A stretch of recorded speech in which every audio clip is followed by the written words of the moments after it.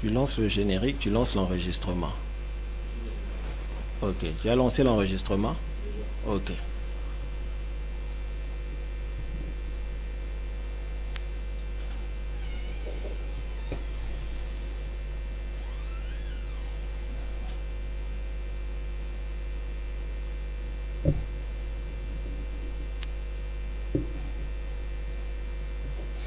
Eh ben, Luki Wawat.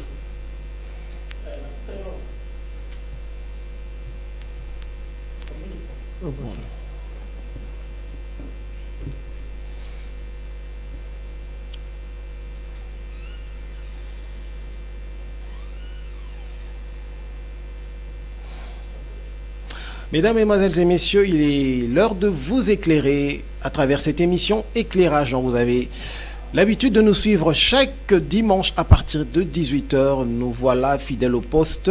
Aujourd'hui, je reçois comme d'habitude le pasteur Joseph Kalombo à qui je dis bonjour pasteur. Bonjour. C'est toujours un plaisir de vous recevoir sur ce plateau.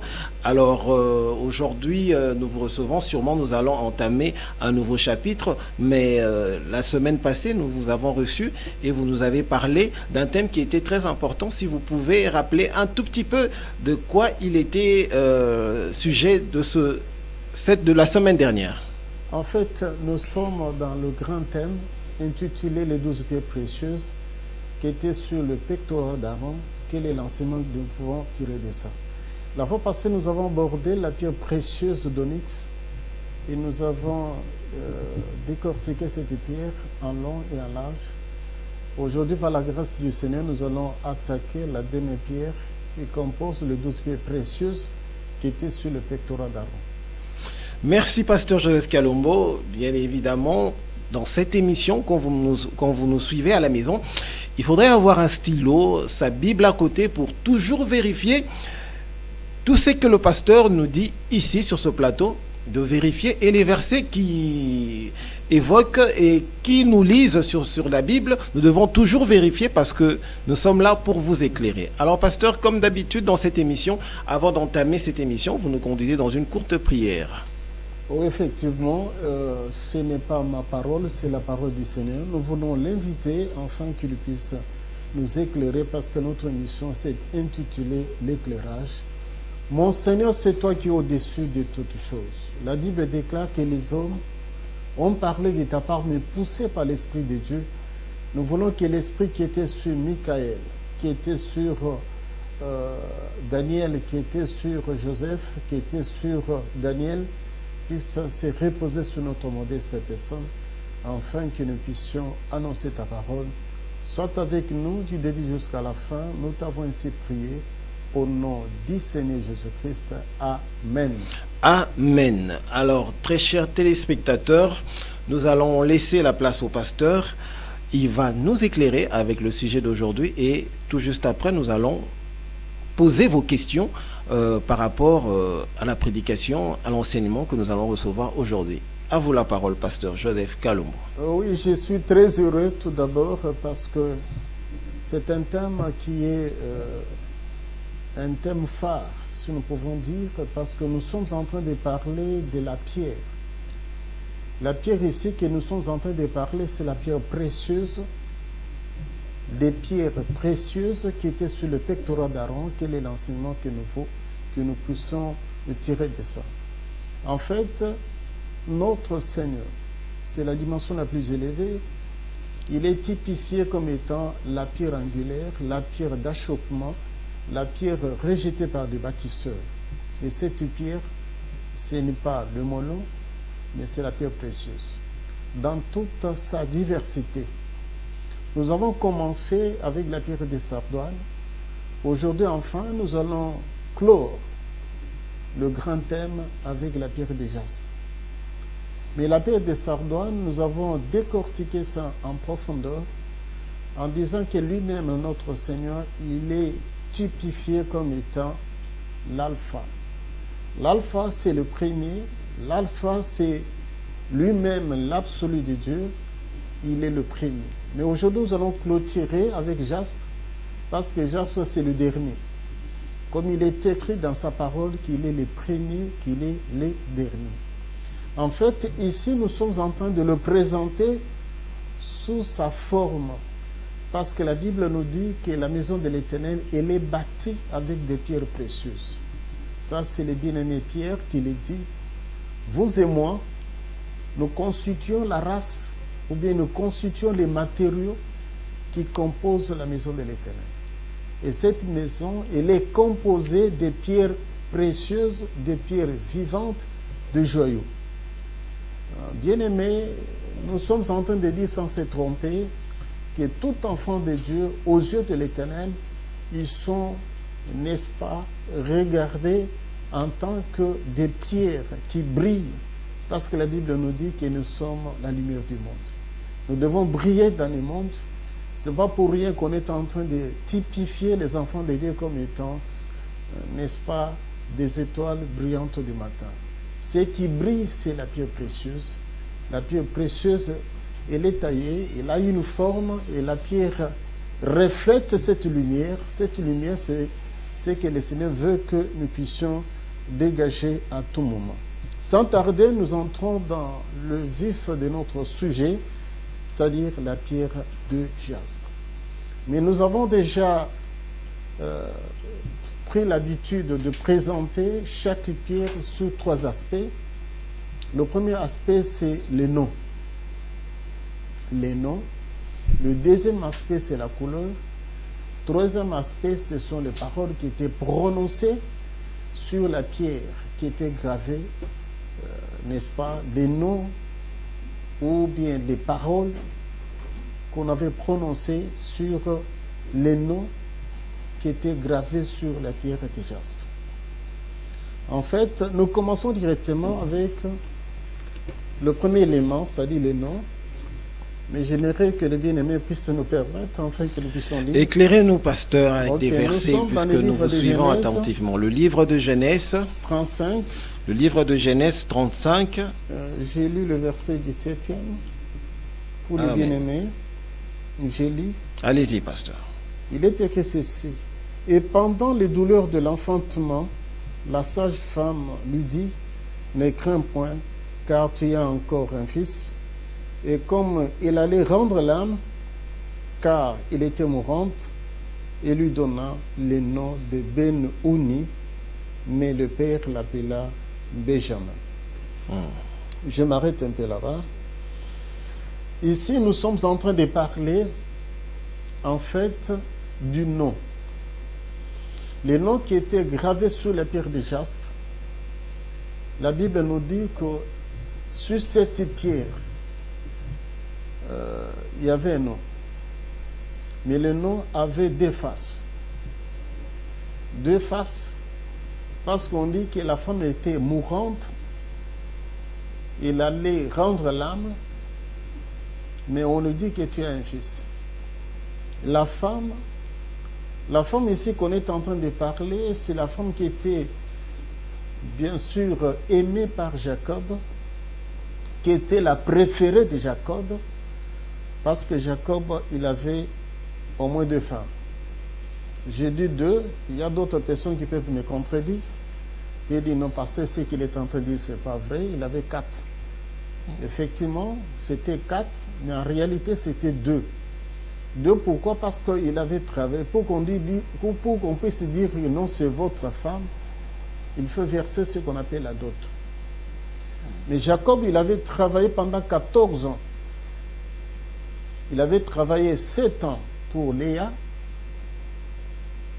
Je ne sais pas si, effectivement, de nos jours, les gens peuvent verser la dot comme Jacob.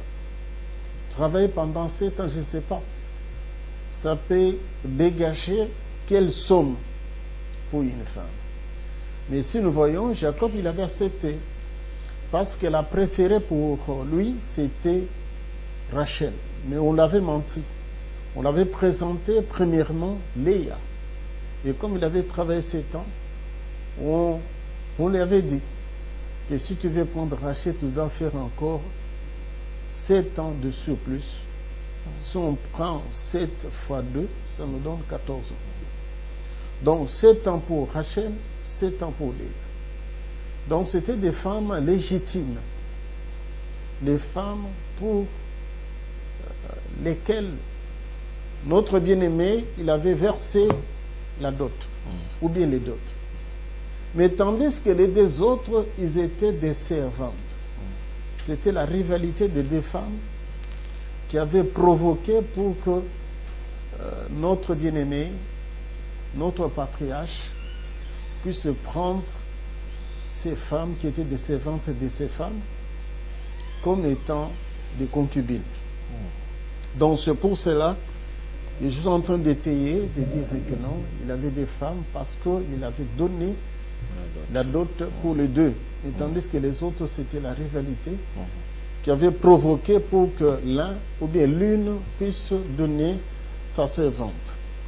Mais ici, c'est la femme qui était aimée. La femme qui allait rendre l'âme. Il n'avait qu'un seul enfant.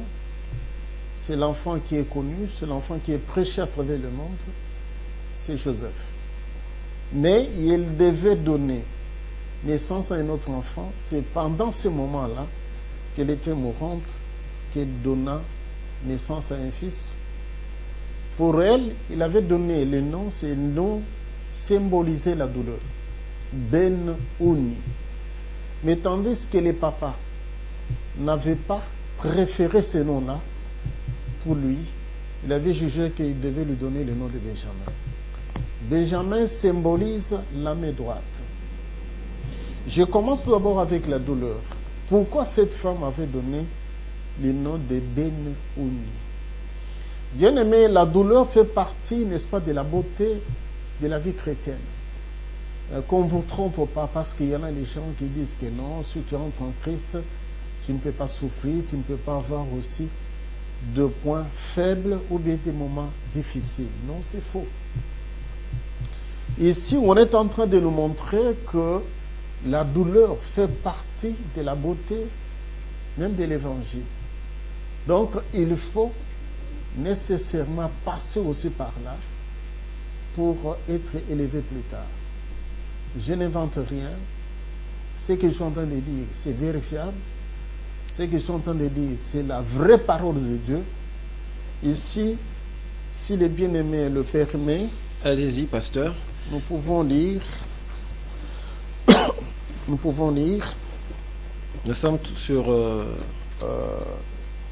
Oh oui, nous pouvons lire ensemble avec les bien-aimés. Ok.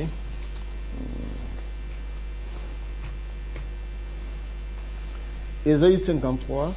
Ésaïe 53. Ésaïe 53. Nous sommes pratiquement 3 et 5 jusqu'à 5.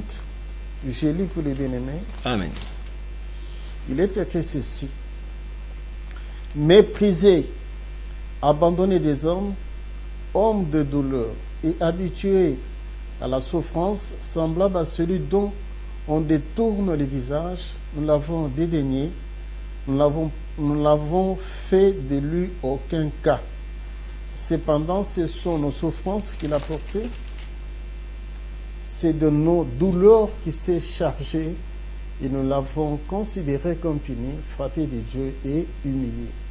Mais il était blessé pour nos péchés, brisé pour nos iniquités.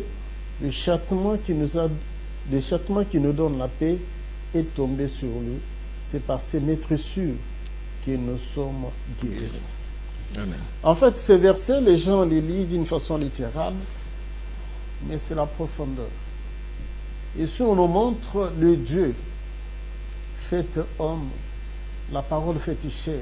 Il vient dans le monde, mais avant qu'il puisse s'asseoir à la droite du Père, avant qu'il soit élevé, il a préféré passer par ces moments terribles, des moments horribles, c'est que nous sommes en train de parler la douleur. Il a goûté la douleur.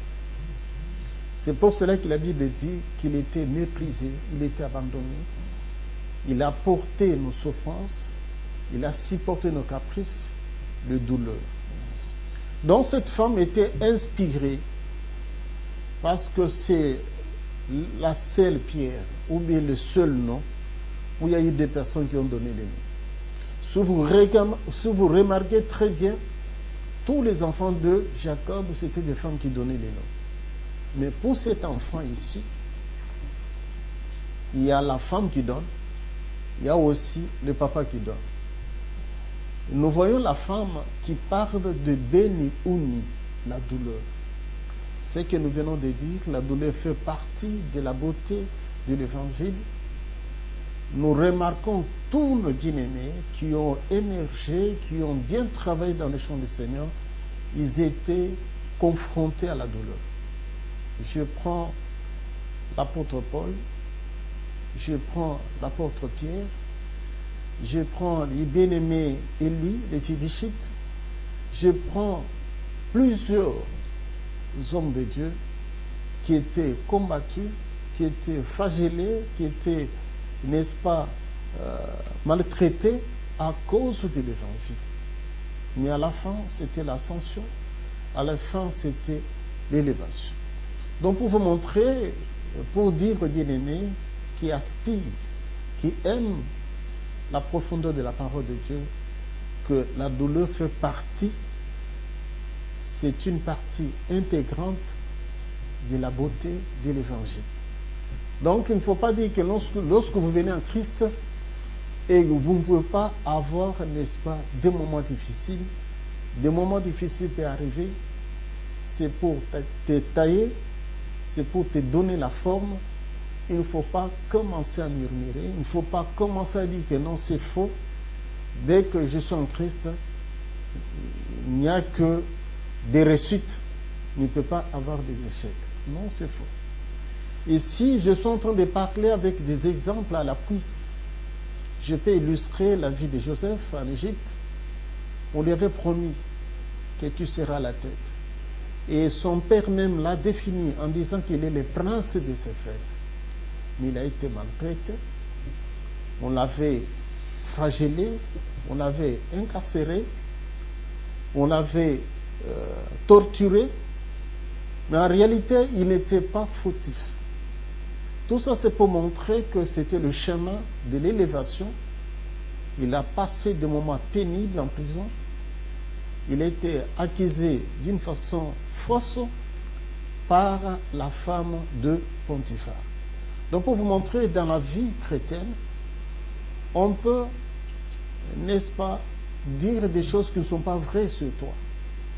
Vous devez les supporter. On peut mentir à ton nom. On peut prendre le mensonge comme étant la vérité.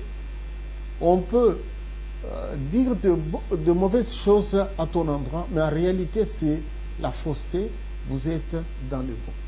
C'est pour cela que cette pierre de jaspe, les noms qui étaient gravés avaient deux sens.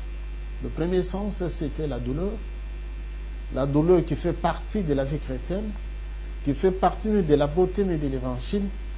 Le deuxième élément, c'est l'élévation. L'élévation vient toujours en dernière position. Ça, c'est Jacob qui dit, il est ma main. Quelle main? La main droite. Et si nous voulons dire, c'est un autre enseignement tellement très profond, la main. Ce n'est pas pour rien que Dieu nous a donné des mains, mais la main symbolise plusieurs choses. Ici, nous sommes en train de parler de la main droite, parce qu'il y a la main gauche. Et si je renvoie les bien-aimés à aller lire les livres de Proverbes 3, verset 16, si les bien-aimés le permettent. Allez-y, pasteur, nous sommes là pour que vous nous éclairez. Nous voulons comprendre la pierre de Japs. Nous pouvons lire. Si les bien-aimés le permettent. Oui, allez-y, pasteur. Vous pouvez lire aussi avec nous à la maison. Hein, vous pouvez lire avec les bien-aimés. Nous allons vérifier ensemble dans la Bible. Nous voulons lire ensemble. Nous sommes dans les livres des Proverbes, chapitre plutôt 3, verset 16. Amen. Il est dit ceci. Dans sa droite, c'est une longue vie.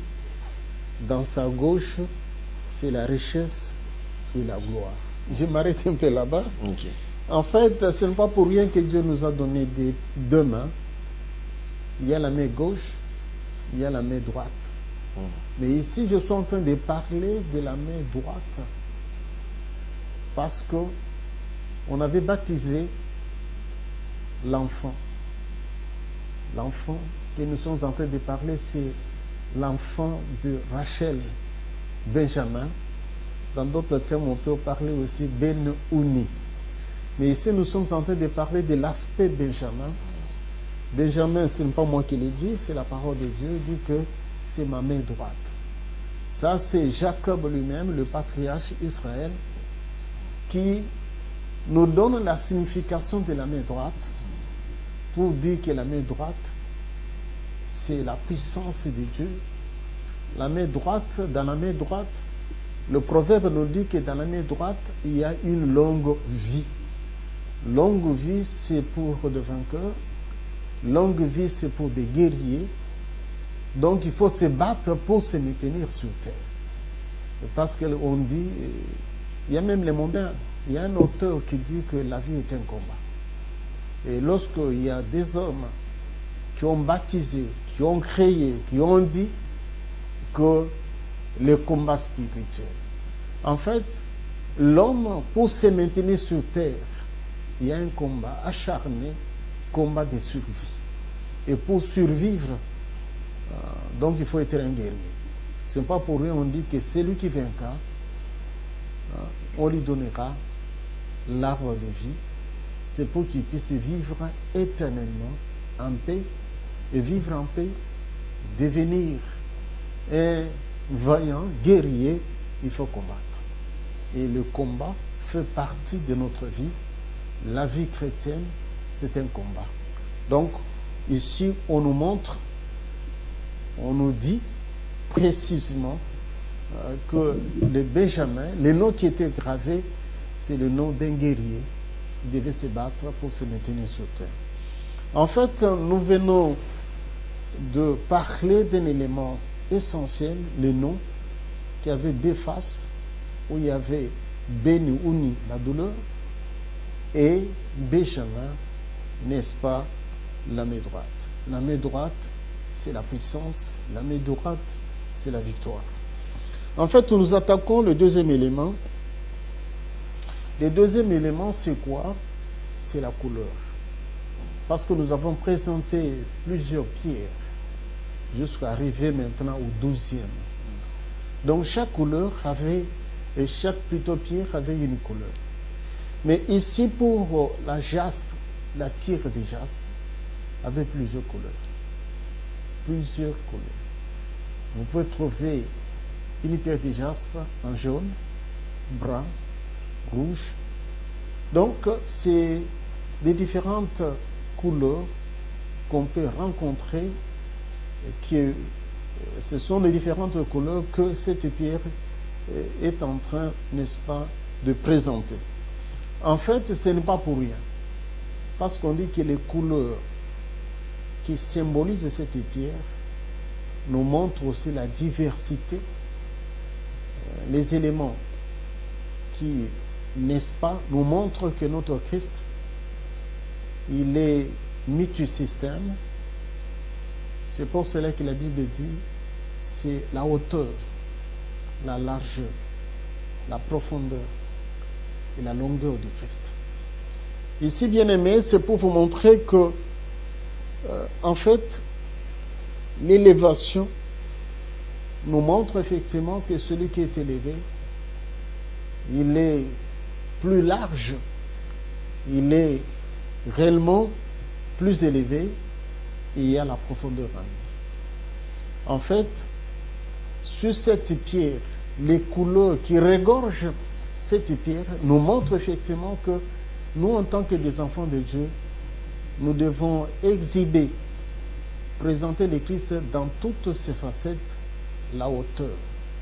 Ce n'est pas pour rien qu'on est en train de dire qu'un enfant de Dieu, il est des aiglots. Donc, les gens qui vont loin, qui ont la vision lointaine. Et on vous dit la profondeur. La profondeur, c'est-à-dire la profondeur de la parole de Dieu. Nous devons connaître, nous devons être imbibés de la connaissance réellement de notre Seigneur. Parce que ce qui fait défaut, c'est la connaissance.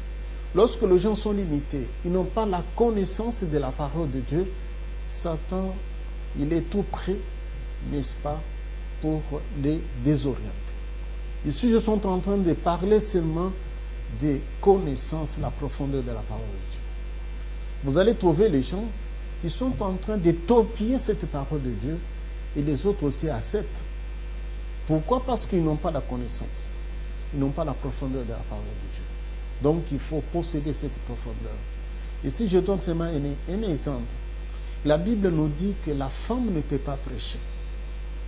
Mais vous allez trouver ceux qui sont, n'est-ce pas, dans les eaux sales, qui n'ont pas l'habitude de se plonger dans les eaux profondes.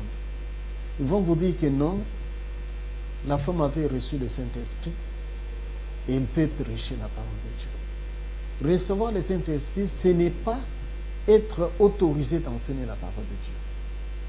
Parce que la Bible nous dit, est-ce que c'est de chez vous qu'est sortie la parole de Dieu?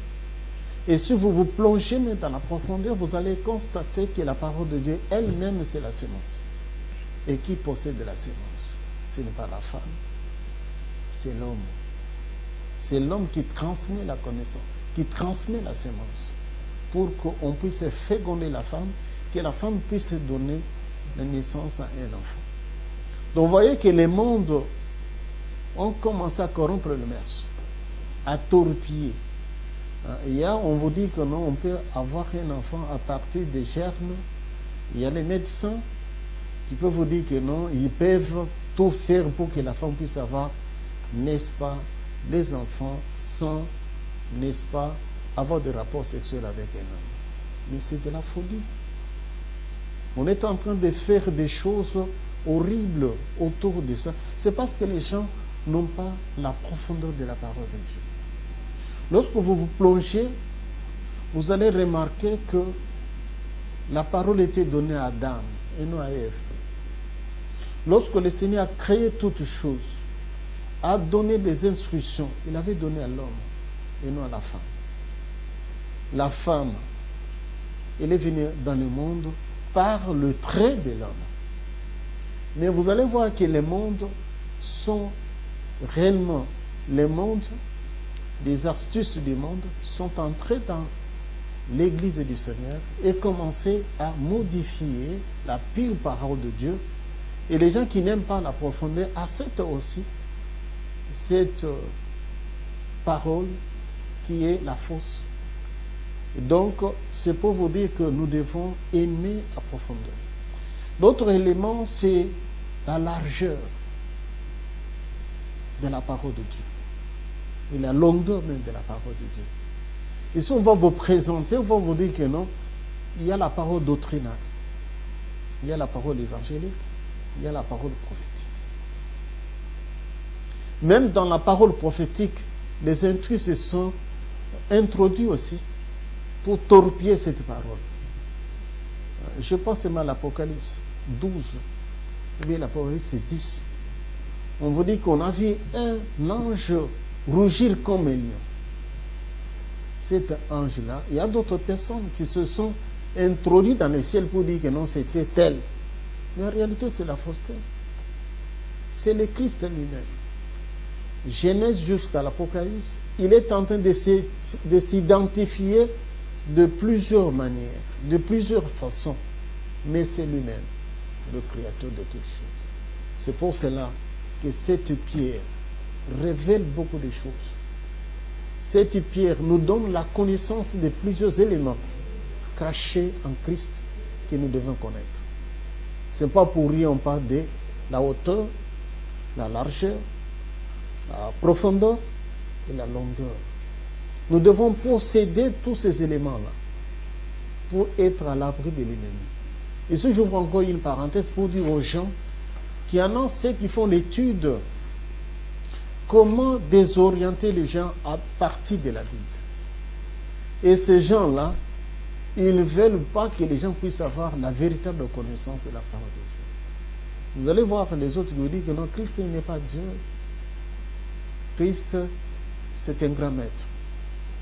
Mais en réalité, ils connaissent la vérité. Ils sont tentés de désorienter les gens.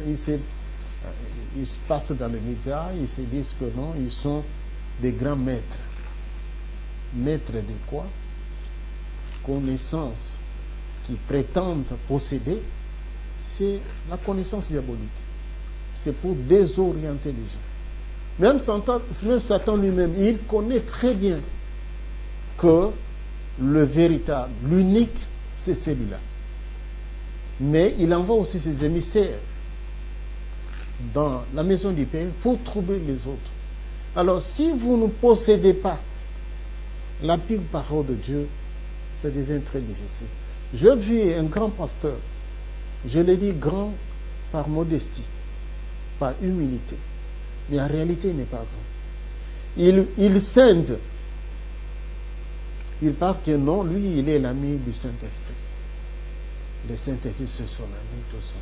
Mais tout ce qu'il est en train de parler, vous sentez qu'il n'est pas plongé dans les eaux profondes. Il a des lacunes. Pourquoi? Parce que la Bible nous dit que le Saint-Esprit, c'est l'Esprit du Christ. Et le Christ lui-même, dans les Écritures saintes, dit que je vous enverrai le Saint-Esprit, le Consolateur. Il va témoigner de moi. Il va dire de moi.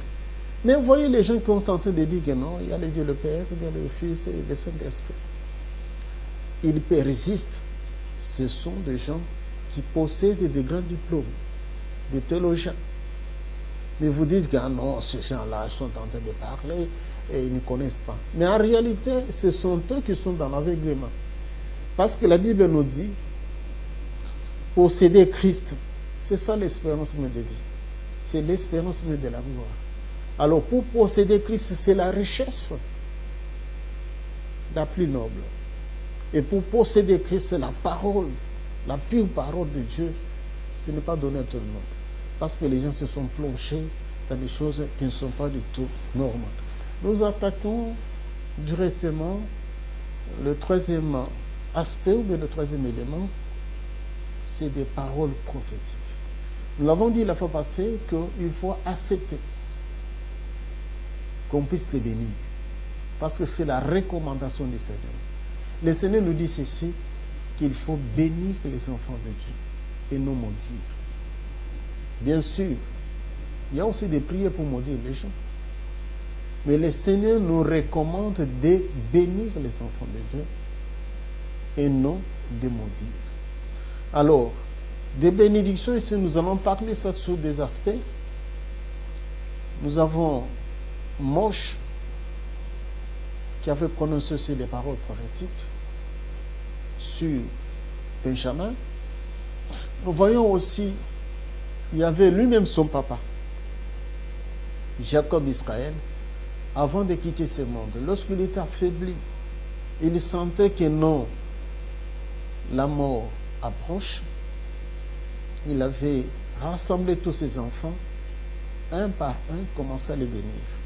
Et si les bien-aimés le permettent, nous pouvons lire. Allez-y rapidement, pasteur. Ok, nous sommes dans les livres de Genèse. Livre de Genèse. Nous sommes dans les livres de Genèse 49. Genèse 49. Genèse 49. Au verset 27e. Verset 27. Nous lisons au nom du Seigneur Jésus-Christ. Amen. Il est écrit ici, Benjamin est un loup qui déchire le matin, qui dévore plutôt la proie, et le soir, il partage le butin. Je me limite là-bas. Ok. En fait, c'est la profondeur, mais nous voulons aider les uns et les autres, parce que la fois passée, nous avons parlé sur le totem. Ce n'est pas pour rien que parfois, on vous parle de l'ours, on vous parle de léopard, on vous parle de lion. Mais ici, il est en train de typifier son fils comme étant un loup. Or que le loup, il a des caractères. Il est méchant, il est agressif. Alors, les méchants, la méchanceté du loup fait aussi partie aussi de notre élément. Vous voyez, si vous lisez la parole de Dieu, on est en train de typifier tout le méchant comme étant des loups ravisseurs. on vous dit qu'il y a des loups dans la maison du Père. Ici, nous sommes en train d'ouvrir une parenthèse, de parler ça calmement pour exhorter ceux qui sont dans la maison du Père, mais qui jouent le rôle de loup d'une manière indigne, qui n'est pas du tout normale, de loup ravisseur. C'est-à-dire qu'il y a des gens qui sont dans la maison du Père, qui se prétendent être des pasteurs, mais en réalité, ils sont en train de tuer les brebis du Seigneur. On m'a parlé d'un pasteur qui fait des sacrifices de ses fidèles. Et un tel pasteur, il est catégorisé comme étant un loup ravisseur. Si je le permets, je pourrais dire Matthieu 7, verset 15. Allez-y, pasteur. Si le bien-aimé le permet, nous pouvons lire. Le livre de Matthieu. Je suis dans le livre de Matthieu. Le bien-aimé, pardonne un peu, Matthieu 7. Matthieu 7. Le livre. Matthieu 7, verset 15. Matthieu 7, verset 15. Oh oui. Gardez-vous de faux prophètes. Ils viennent à vous en vêtements de brebis, mais au-dedans, ce sont de loups ravisseurs. Parce que une autre personne me posait la question, mais pasteur, ce que vous êtes en train de dire, tu viens en train de typifier toi-même, est-ce que c'est écrit? Oui, c'est écrit. En fait, on est en train de parler des méchants. Mais ces méchants, au lieu de rester dans leur coin en tant que des méchants, ils sont dans la maison du Père, en tant que de faux prophètes et de faux pasteurs. En fait, ici, dans votre église, celui qui est en train d'être encadré, c'est un méchant. Il est dans cette catégorie ici. Mais il est dans la maison du Père. Ici, je donne un exemple. J'avais vu l'endroit où j'étais. Il y avait un bon pasteur là. Je pourrais dire un bon. Un bon dans le sens qu'il prêchait très bien la parole de Dieu. Mais si vous le suivez en dehors de l'église, il était un véritable méchant. On se posait même la question d'où il tirait, n'est-ce pas, ses révélations. Mais en réalité, il était un loup ravisseur. Donc, c'est la caractéristique, un des éléments qu'on remarque chez le loup. Le loup, il a la méchanceté. Donc, ici, on est en train de vous interdire, en tant qu'un enfant de Dieu, en tant qu'un homme de Dieu, de ne pas régorger en vous la méchanceté. Deuxième élément que nous trouvons chez cet animal, c'est l'agressivité. Ici, ça peut faire partie, n'est-ce pas, du bon côté. Pourquoi? Parce que le Christ nous dit nous devons être agressifs envers ceux qui sont, n'est-ce pas, dans le mal. Nous devons aussi attaquer. Parce que la plupart, ici j'ouvre encore une parenthèse, c'est parce qu'il y a deux armes. Il y a les armes offensives et défensives. Mais la plupart des enfants de Dieu veulent rester toujours à la défensive. Non, il faut aussi attaquer. Il faut être aussi quelqu'un qui attaque l'ennemi. C'est pour cela que dans la parole de Dieu, il y a des prières pour se défendre, il y a des prières aussi pour attaquer. C'est pour cela qu'on est en train de typifier Benjamin comme étant un loup. Donc le caractère là, de ne pas rester passif, de ne pas formuler seulement des prières pour se protéger, parce que nous avons vu quelqu'un qui était agressif avec des méchants. Ici, j'ai cité le prophète Élie. Élie, il y a eu des gens qui sont venus pour l'attaquer, pour l'incarcérer, pour le capturer. Et lui, il a dit, si je suis un homme de Dieu, que le sang, que le feu descende et vous consume. Ici, nous voyons que ces gens-là, ils étaient consumés. Quelqu'un peut me dire, non, pasteur, tu es en train de parler, ça c'est l'Ancien Testament. Non, je suis dans le Nouveau. Dans le Nouveau, nous voyons Paul qui est en train de prêcher, mais il y a un méchant là qui est en train de les distraire. C'était Élymas, c'est le faux prophète. Et Paul, il avait pris la parole pour dire que toi, race de vipères, dans quelques instants, tu ne verras pas le soleil.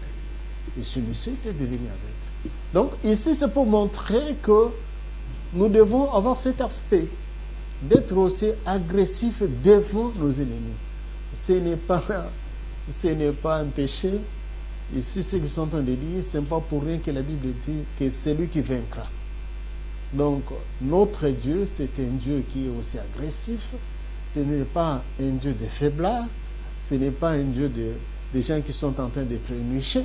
Non, vous devez vous mettre debout dans des prières pour casser l'élan de l'ennemi, pour troubler aussi l'ennemi, comme il est en train de troubler. Ici, nous voyons les enfants d'Israël. Quand il avait troublé l'assemblée, Josué il avait dit que non, comme toi tu as troublé l'assemblée, on va aussi te troubler. Donc pour montrer que Dieu nous incite à faire des prières agressives. C'est-à-dire que nous devons aussi attaquer l'ennemi, que l'ennemi sente effectivement que non, ce monsieur, il est un guerrier, il est un vaillant guerrier, donc il ne faut pas blaguer avec lui. Ici, en fait, c'est ce que veut notre Seigneur. Nous ne sommes pas des enfants qu'on est en train de gifler, vous êtes en train de pleurer, les sorciers bouffent même des pasteurs, les sorciers troublent même l'ordre dans l'église, non.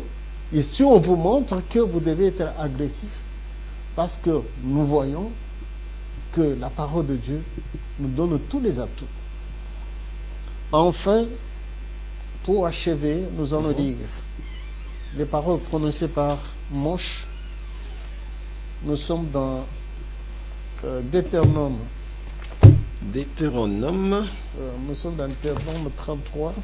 Deutéronome 33. J'ai lu au nom du Seigneur Jésus-Christ. Amen. Que les gens le permettent. Deutéronome 33. Je suis au verset 12e. Je lis pour les bien-aimés. Amen.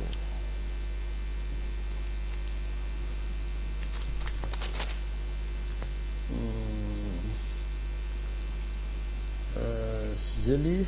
Sur Benjamin, il dit, c'est le bien-aimé de l'Éternel. Il habitera en sécurité auprès de Dieu.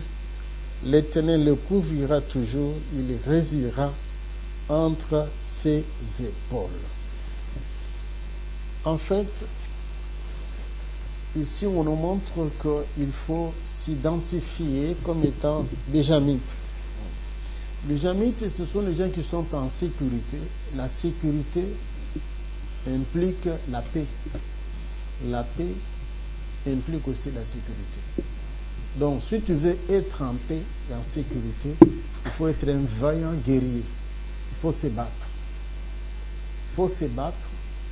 Il faut être à tout moment en présence du Seigneur. Lorsqu'on dit que vous allez résider sous les épaules du Très-Haut, ça vous montre que vous devez être continuellement devant le Seigneur pour que l'ennemi ne puisse pas mettre sa main sur vous. Donc le Seigneur nous dit, le Seigneur nous exhorte, nous incite à être de Benjamite.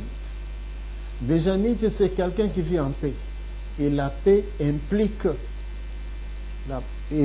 le combat, implique quelqu'un qui est continuellement dans la présence du Seigneur. Donc si vous n'êtes pas en présence du Seigneur, l'ennemi peut mettre la main sur toi. Ici, ce n'est pas exclu, bien-aimé. Parce que les gens peuvent dire que non, je suis déjà un homme de Dieu, je prie, je fais ceci. Mais il faut demeurer en présence du Seigneur. Si tu ne demeures pas, ça devient très compliqué. Voilà en fait ce que nous avons préparé pour cette journée. C'était la pierre de jaspe, la dernière pierre. Cette pierre que je suis en train de parler, à elle seule, constitue ce qu'on appelle le fondement de la nouvelle Jérusalem céleste. En fait, tout au long, n'est-ce pas, de notre enseignement sur les 12 pierres précieuses, nous avons parlé de beautés variées. Et nous avons expliqué en long et en large, en commençant par Sardoine, en parlant de topaz, en parlant de nérode, en parlant de escarboucle, en parlant de diamant, en parlant de saphir, en parlant de opale, en parlant d'onyx, en parlant de chrysolite, aujourd'hui nous chitons avec la pierre du jaspe. Pour vous montrer que le chiffre 12, c'est le chiffre qui constitue ce que nous appelons la perfection. Donc, le Seigneur nous a donné la mission de perfectionner les saints au moyen de la parole de Dieu. Et cette parole qui était prêchée par nos aïeux, par nos précurseurs, par nos aînés, c'est les 12 apôtres. Et si je suis en train d'ouvrir encore une parenthèse, parce qu'il y en a comme prophètes, comme apôtres, comme évangélistes, mais le vrai, celui qui regorge l'entièreté même, n'est-ce pas, de ces ministères, c'est le Christ lui-même. C'est pourquoi nous avons présenté la pierre qui est lui, la pierre d'achoppement, la pierre angulaire, rejetée par le bâtisseur. Cette pierre, nous avons présenté sous plusieurs aspects. Et nous avons présenté le bien-aimé, Daniel, qui a présenté Christ comme étant la pierre de chrysolite qui constitue le corps. Lui, il avait vu le corps. Mais tandis que Ézéchiel, il avait vu le trône. Et Moche, il avait vu les pieds. C'était la pierre de saphir. Et c'est cette pierre de saphir qui constitue même le trône. Ça, c'est Ézéchiel qui l'a dit. Il a vu quelqu'un assis sur le trône. Mais cette personne avait deux faces. La face avait deux faces. Il y avait sardoine et il y avait jaspe. Aujourd'hui, nous clôturons avec cette pierre. Nous insistons que nous devons être agressifs dans nos prières. Nous devons refléter l'image des guerriers. Parce que la vie sur terre est un combat. Ce n'est pas pour rien que les autres ont baptisé le ministère. Ils ont baptisé, n'est-ce pas, les églises en disant que c'est l'église des combats. Or que la vie chrétienne, dans son entièreté, c'est les combats. Parce que ce n'est pas moi qui l'ai dit, c'est la parole de Dieu. On dit que c'est lui qui vaincra. Il va s'asseoir avec moi sur le trône. Donc le Seigneur nous incite à ne pas être des faiblards, mais à se mettre debout pour lutter, parce que la vie appartient au lutteur. Et celui qui lutte, c'est celui-là qui sera enlevé, c'est celui-là qui va s'asseoir avec le Christ. Que mon Seigneur, qui est votre Dieu, puisse nous bénir nous tous. Que cet enseignement soit une bénédiction pour tous les enfants de Dieu. Nous sommes disposés. D'ici là, nous allons faire sortir l'ouvrage qui va aider plusieurs. Lorsque ça va sortir, on va faire des conférences. Et nous pensons, tous ceux qui nous ont suivis, ils auront la soif d'acheter ces livres. Merci, Pasteur Joseph Kalombo. C'était la dernière pierre, la pierre de jaspe. Nous avons été bénis par rapport à cet enseignement. Le temps a tellement filé que nous allons poser juste 2 questions et vous allez nous répondre vraiment avec bref.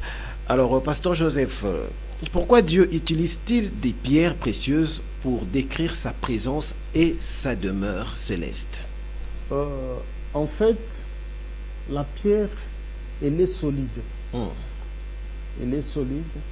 Ce n'est pas pour rien que la chaise, parce que dans d'autres termes, lorsqu'on parle de trône, c'est la chaise. Mais cette chaise, lui qui est l'architecte de l'univers, au lieu de construire ça en bois, mais soit en fer, mais il a préféré construire ça en pierre. Pourquoi en pierre? Parce qu'on dit que sa maison, c'est son bon vouloir. On ne peut pas l'imposer. Il a voulu que les choses puissent se passer de cette manière-là, que sa maison, son demeure soit ornée de pierres précieuses. Et que sa chaise soit aussi constituée le trône, que nous parlons du trône de la grâce, soit fabriqué en pierre, et ce n'est pas n'importe quelle pierre, la pierre précieuse. C'est pour refléter, pour montrer aux gens que c'est lui la lumière du monde, parce que toute pierre précieuse reflète la lumière. C'est ce qui distingue, n'est-ce pas, la pierre précieuse avec d'autres pierres. C'est la clarté, c'est la lumière, ça brille, ça reflète un peu, n'est-ce pas, le genre de celui qui est au ciel. La gloire. Ok, merci pasteur. Pour une dernière question, la réalisation nous accorde 1 minute. Quel message spirituel un croyant peut-il tirer de cet enseignement? Ici, cet enseignement, il est riche en beaucoup de choses. Premier élément, c'est la connaissance, n'est-ce pas, de celui qui est divin. Ici, lorsque nous avons commencé la première pierre, la deuxième, la troisième jusqu'au 12e, c'était pour montrer qu'il n'y a qu'une seule personne, il n'y en a pas plusieurs. Il n'y en a pas plusieurs dieux. Le véritable, il est l'unique. Bien sûr, il y a plusieurs dieux parce que dans le monde de la divinité, lui-même qui a créé des divinités, il a créé aussi des divinités que nous appelons dérivées. Mais le véritable, c'est pas moi qui l'ai dit, allez lire un livre de 1 Jean 5, 20, on dit que nous savons que le Fils de Dieu il est venu et qu'il nous a donné l'intelligence, malgré que le temps nous fait défaut. L'intelligence, il y a ce qu'on appelle l'intelligence humaine, l'intelligence spirituelle, l'intelligence artificielle ou bien diabolique. Le monde tend vers cette intelligence diabolique et artificielle qu'on est en train de vénérer. Aujourd'hui, on est en train de parler de l'intelligence artificielle. Les gens parlent de ça bien, mais ils ne savent pas derrière, il y a un esprit. Parce que ça ne peut pas évoluer au hasard. Il y a un esprit qui est derrière.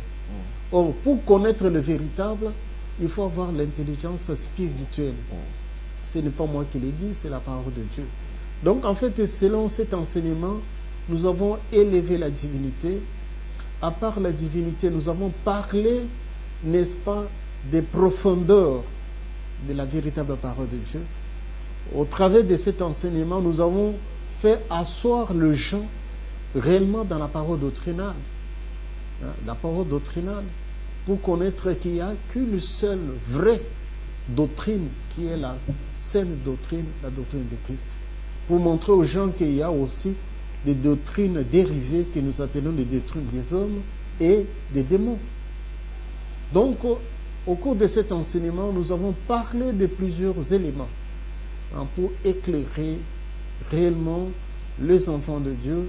Je sais qu'ils sont réellement bénis parce que nous avons parlé de l'invisibilité, n'est-ce pas, de la pierre de diamant, pour dire qu'elle est composée d'un seul élément carbone pur, pour montrer qu'on veut que nous soyons des diamants. Les diamants, ce sont des vainqueurs.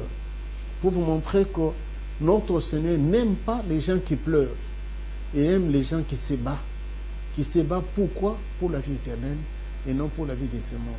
Au travers de cet enseignement, nous avons montré que les mondes invisibles existent, l'invisible existe et la vie après cette vie existe, pour que les gens puissent se mettre en tête. Et qu'il y a des pratiques que le Seigneur a prohibées. Ces pratiques, c'est les pratiques d'invoquer les morts. Si on invoque les morts, ça dit que les morts existent. Et nous avons montré que c'est lui le juge, comme nous l'avons dit, qu'il est le premier, il est le dernier, il détient la clé du séjour des morts. C'est-à-dire que la mort et le séjour des morts, ce sont deux sœurs jumelles que lui va juger à la fin du temps. À la fin du temps, il va s'asseoir sur le trône. Qu'on ne trompe pas les gens, parce qu'on est en train de miroiter les gens avec les matériels. Le matériel passera. Nous avons évoqué beaucoup de choses autour, n'est-ce pas, de ces mystères de la pierre. Parce que notre bien-aimé, Paul dit qu'il y avait un rocher qui suivait les gens dans le désert, et ce rocher où il y avait l'eau pure, c'était le Christ. Donc le Christ résume le tout, et le connaître, c'est être dans la bonne voie. Merci pasteur Joseph Kalombo. Retenez que notre Seigneur n'aime pas ceux-là qui pleurent, il n'aime pas des faibles. Alors restons dans la parole de l'Éternel, restons dans la lumière, marchons avec le Christ pour être avec lui aux jours à venir ensemble. C'en est fini pour ce numéro. Vous pouvez toujours nous contacter par le numéro qui était affiché. Restez branchés sur cette chaîne et on se retrouve au prochain numéro sur la même chaîne à la même heure. Au revoir.